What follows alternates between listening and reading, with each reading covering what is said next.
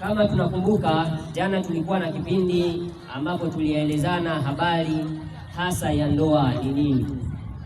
Maana tumekuwa tukiendelea, lakini tukawa na mashaka ya kwamba inawezekana kuna watu hawaelewi ndoa ni nini. Ndoa sasa tukawa tumetoa maana ya ndoa na tukasema kile unachokisikia kinaitwa tendo la ndoa ndilo linalohalalisha ndoa. Kwa hivyo likifanyika nje na watu walio wanandoa, hiyo linaitwa uzinzi, lakini katika roho mnakuwa mmekwisha kuoana. Na tukasema tukiongozwa na mtumishi Paulo akatueleza ya kwamba hata wewe ukiingia katika ushirika na kahaba umefungwa na huyo kahaba.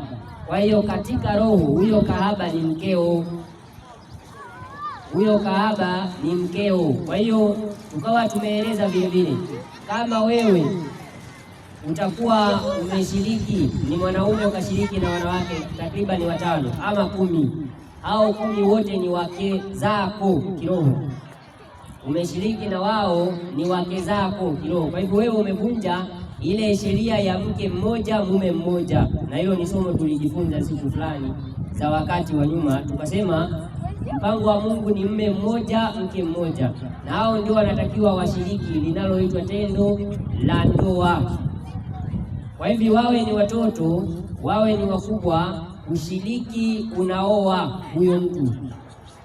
Ndio Paulo anasema ilikuwa ni heri mwanamume asimguse mwanamke, lakini sasa kwa sababu ya zinaa mwanamume na awe na mke wake mwenyewe na mwanamke awe na mume wake mwenyewe. Hiyo ni somo tulifanya jana. Sasa katika siku ya leo tunakwenda kuangalia mpango wa Mungu katika ndoa. Kwanza tunaanzia ndoa kabisa, ndio tutaingia kwenye kipengele kinaitwa familia, kwa sababu familia ni mazao ya ndoa. Familia ni mazao ya ndoa. Sasa baada ya watu kuwa wameunganishwa katika taasisi inayoitwa ndoa, Mungu alikuwa amepanga hao watu wakiwa katika huo uhusiano, maana ni mwili mmoja, kwa mujibu wa Biblia wawe na upendo na wapendane. Somaji, sasa ninaomba unichukulie Biblia kwanza, unipatie Biblia kitabu kinaitwa Waefeso. Kitabu kinaitwa Waefeso, sura yake ni ya 5. Waefeso soma tu 5:22. Kwanza wasalimie watu. Bwana Yesu asifiwe. Amina. Hamjambo? Basi ninaenda kusoma kitabu cha Waefeso 5 mstari wa 22. Waefeso 5:22, twende.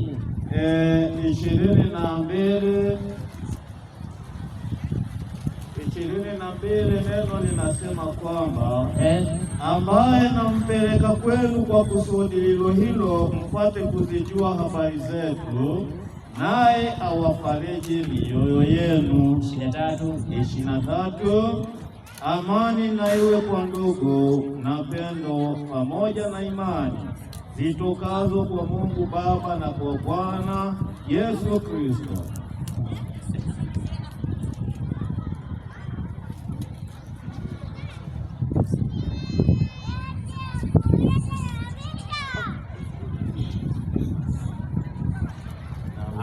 Soma ilikokuelekeza.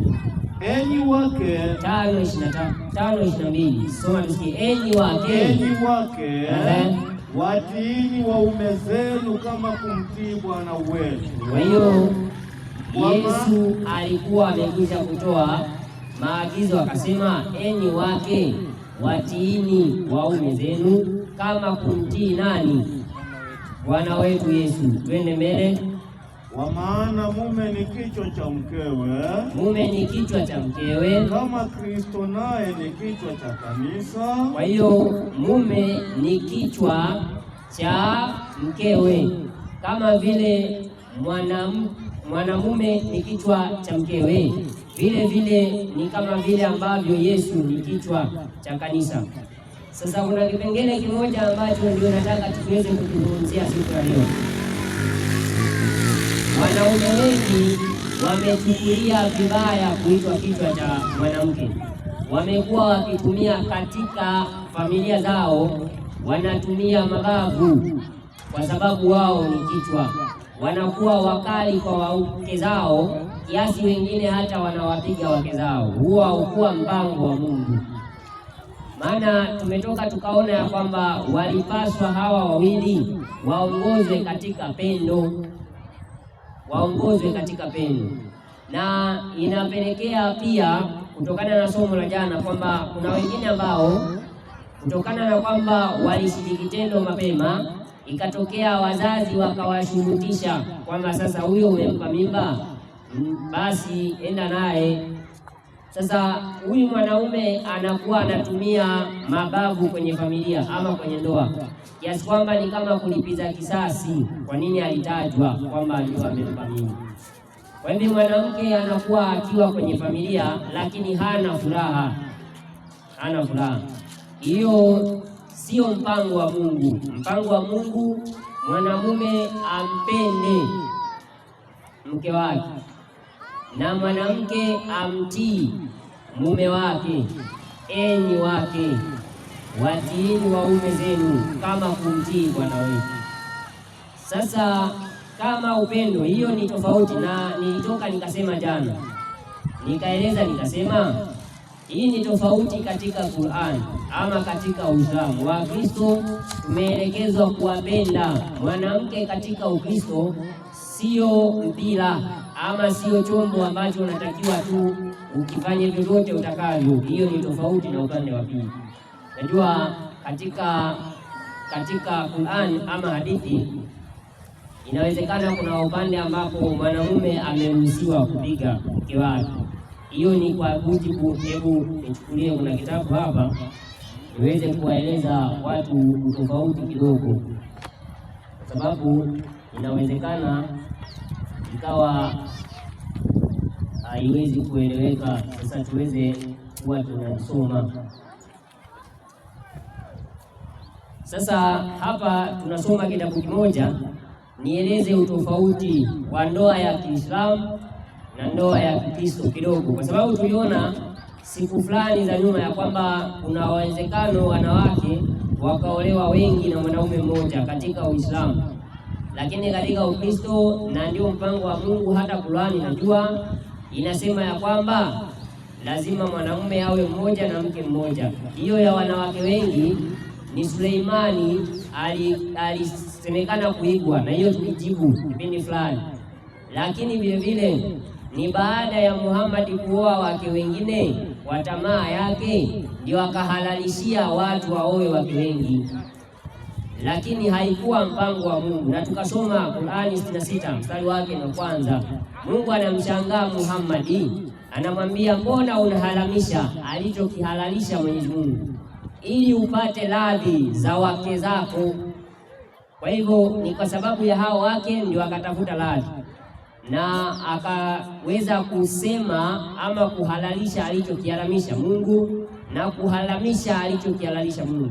Sasa leo hivi tumuulize Muhammad kama katika Uislamu mwanamke anaruhusiwa apigwe ama asipigwe. Hiyo ni tofauti na huku katika Ukristo. Nyinyi Wakristo mnaopiga wake zenu, sijui mtakuwa mmeiga kwa nani, labda huyu. Soma hiyo hadithi tusikie. Hiyo ukurasa, hizi kitabu tunasoma ni Mkweli Mwaminifu, kitabu namba 1 na namba 2, ukurasa wa 195. Soma tusikie.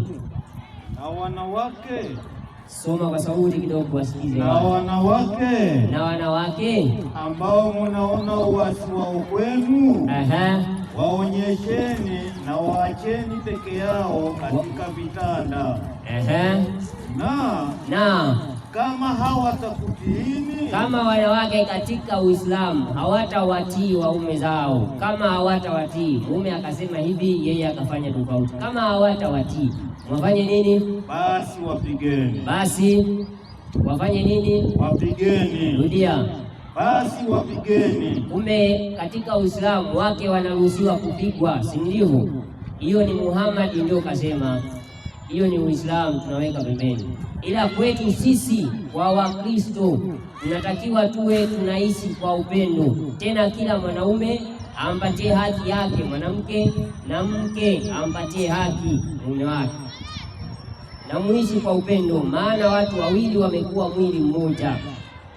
Kuna wale ambao kuna wakati ambapo hata mwanamke anakuwa hajihisi furaha anapokuwepo mume wake, kwa sababu yeye huwa ni mkorofi tu, akiambiwa hivi anajibu ama kwa ukali ama hajibu kama vile ambavyo huyo anakuwa ni mke wake. Sasa inaonekana labda wamechokana ama namna gani, lakini ujue ya kwamba mnatakiwa muishi kwa upendo, na majibu hata mtu akiuliza yajibiane kwa upendo. Ndoa nyingi zinakwaruzana kwa sababu inaanza kwenye mdomo, huyu anajibu, huyu anakuja hivi, huyu anasema na huyu anasema hivi. Hivyo sio mpango wa Mungu, sio mpango wa Mungu. Mpango wa Mungu watu waweze kuwa na upendo, familia ziweze kuwa na upendo.